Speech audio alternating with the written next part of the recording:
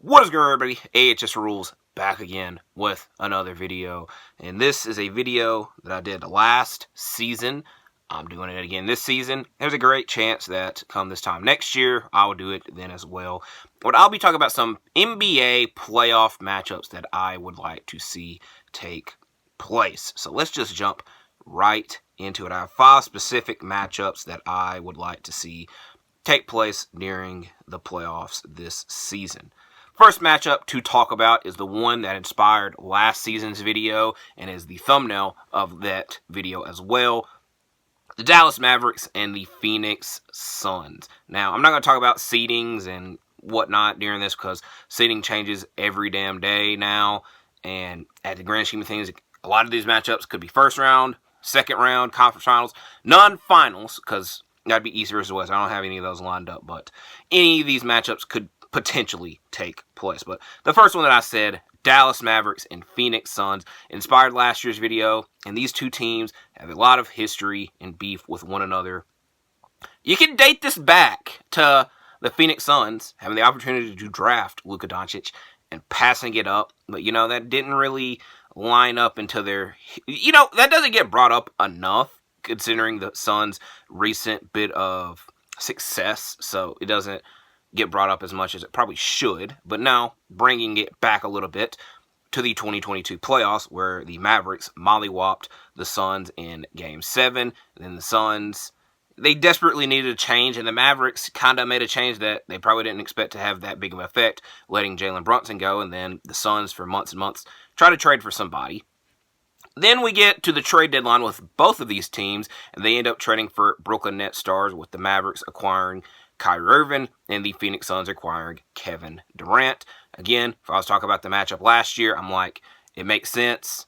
We saw these two teams play in the playoffs, and now we have these two co-stars that used to play together in Brooklyn. Now they're not going to be beefing with one another, but, they're on the opposite sides. And now, fast forwarding it a year later, realistically speaking, these are the best versions of both of these teams, that it should be, at least, because the Suns have emptied out all the trades that they can make, acquiring Bradley Beal in the offseason, and then at the trade deadline, the Dallas Mavericks acquired P.J. Washington and Daniel Gafford, and again, in my opinion, probably the best constructed team around Luka this time around. And again, I will say this a handful of times in this video, and this is the first time that I'll get to say it. Either one of these teams lose is somewhat of a disappointment. We're going to have that conversation when that time comes around. I would say more so for the Phoenix Suns because they have given up a lot to get Bradley Beal and Kevin Durant, where the Mavericks it would be the first time around with them playing with Luka and Kyrie in the playoffs. And the Mavericks have only made it out of the first round in the Luka era once. Granted, the one time that happened, they made it to the conference finals, where the Suns, they made it to the finals, they made it to the second round, and then they made it to the second round again. Both times are massive beatings. So as long as the Suns don't get beat by 40-plus points in their elimination game, maybe it wouldn't be as disappointing, but that is something that we'd have to wait and see. But like I said, both these teams have a bit of beef in history with one another. It just lines up. That leads to the next matchup that I'd like to talk about, the Milwaukee Bucks and the Indiana Pacers. We've been talking about this a lot since the whole ball stealing debacle. You can even go a little bit further back and the in-season tournament game where the Pacers eliminated the Bucks, but the Pacers had got the better of the Bucks during the what do I call it? Their in-season meetings. They won the in-season. What do they call that? Swept this. They didn't sweep the season series. That's what I tried. The season series, the Pacers won more games than the Bucks.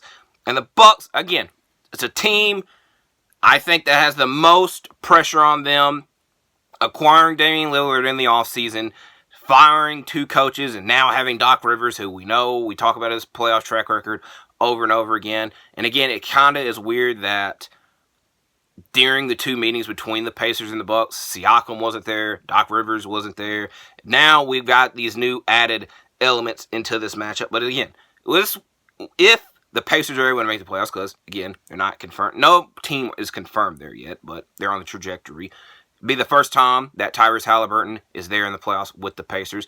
First time we'd see Pascal Siakam with a different team in the playoffs because he's only been on the Raptors his entire career. So it'd be a major feather in their cap if they were to eliminate the Milwaukee Bucks. And again, this is a big road to redemption for Milwaukee, and I guess to an extent Damian Lillard. I know I'm lumping Milwaukee with it, but Milwaukee got embarrassed last year, being the number 1 seed and only winning 1 game and losing Game 5 at home. And Damian Lillard spent so many years wanting to win in Portland, and he finally moves on just to lose in the first round. Would suck for him. So there's a lot on the line for a lot of these teams. I think the most for the Milwaukee Bucks. And on that road to it, they got teams they got to deal with. The Pacers potentially could be that first one. Next matchup I'd like to talk about is one that I'm going to say, and I'm going to hope it doesn't cause an uproar, because it's 2 teams that are similarly built, but I think the uproar is going to be based on the success level of those 2 teams. But the Denver Nuggets and the Sacramento Kings. They have the dominant offensive centers in Nikola Jokic and Domantas Sabonis. Again, it might be a controversial take because Jokic is a Finals MVP, 2-time MVP, potentially 3-time MVP. And Sabonis, a lot of people are trying to, not a lot. Some people trying to lump him in the MVP race this year. You know, I'm not that against it. I like Sabonis.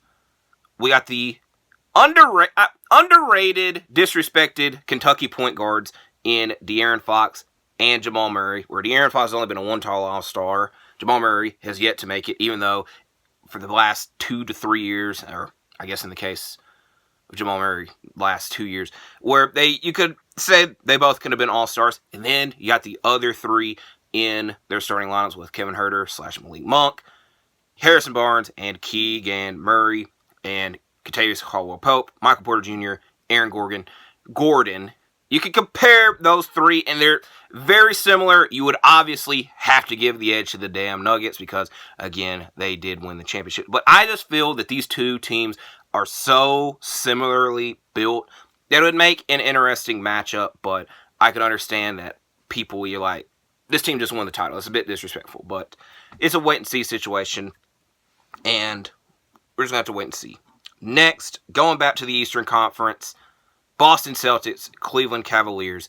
When I was talking about teams that have a lot on the line, I think personally it's the Bucks. A lot of people think it's the Celtics because we've seen how they've been eliminated in the playoffs every year, and at least with the Bucks, they've won a championship recently where the Celtics haven't. They came very, very close, but did not, and they went balls to the wall in the offseason as well, adding Kristaps Porzingis and Drew Holiday. They're the most dominant team in the NBA right now, I feel we could say, even though last week they went through a bit of a rut, losing to Denver and Cleveland without their stars. But I feel the Cavaliers, maybe the Bucks, again, Celtics, Bucks, I would rather see Pacers and Bucks over Bucks and Celtics. Again, that might be the Eastern Conference Finals matchup. That's wait and see. But I feel that the Cavaliers also match up very well with Boston. I also think that Cleveland has a lot on the line this season to prove to Donovan Mitchell, because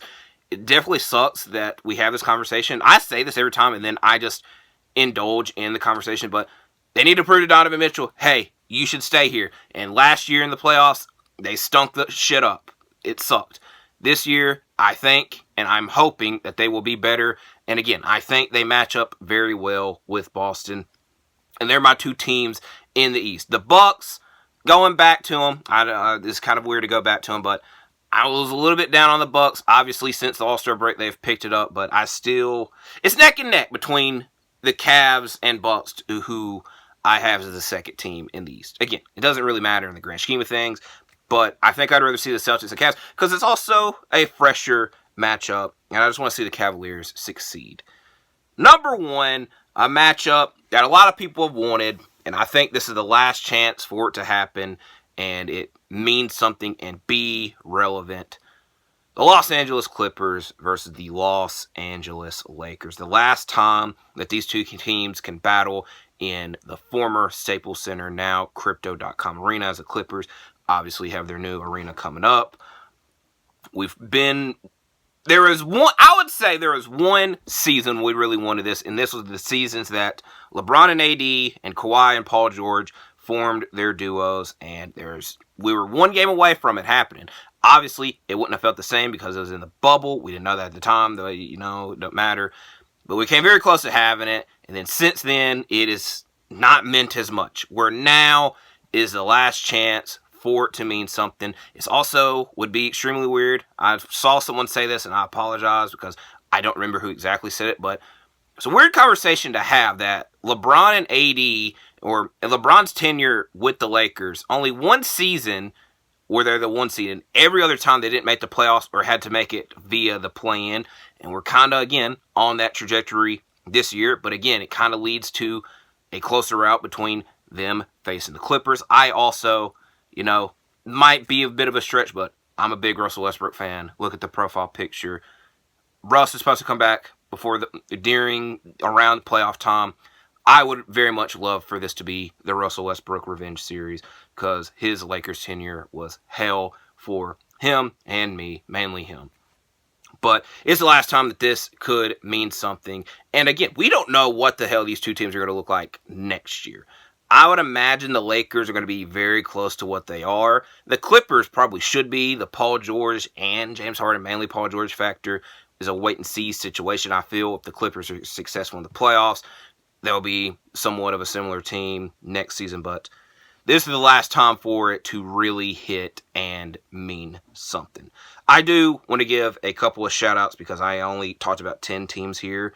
Shout-out to the Thunder, who it would be the first time in a long time that they're making the playoffs. The last time they made the playoffs was in the bubble, and the Thunder always had a great playoff atmosphere, so it would be the first time in this era. Same goes for the Orlando Magic. I was very high on them going into the season. I'm glad that they are delivering and not making me look like an idiot. The New York Knicks, who Madison Square Garden always is a great environment. In the playoffs, it feels a little bit different, and this team, I think, is a lot better and more fun to watch than their team last year. It just kind of felt like the Jalen Brunson show last year, where now OG Anunoby is going to come back. I like watching Dante DiVincenzo play. They added Bogdanovic.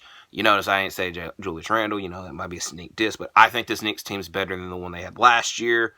The New Orleans Pelicans, who I doubted a lot going into this season, and they have mainly been healthy and mainly been a competitive team, and hopefully they wear their nice city. I really like the city jerseys that they wear.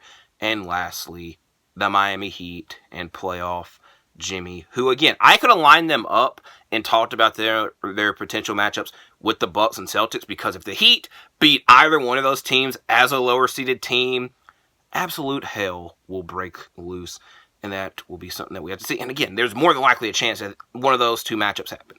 It's a wait-and-see situation, but these are the playoff matchups that I like to see. The playoffs, like I said, are coming up very, very fastly. Hopefully we can enjoy them. Hopefully you like this video. Hopefully you like and subscribe. You stay safe. And hopefully I'll see you in the next video. We'll see.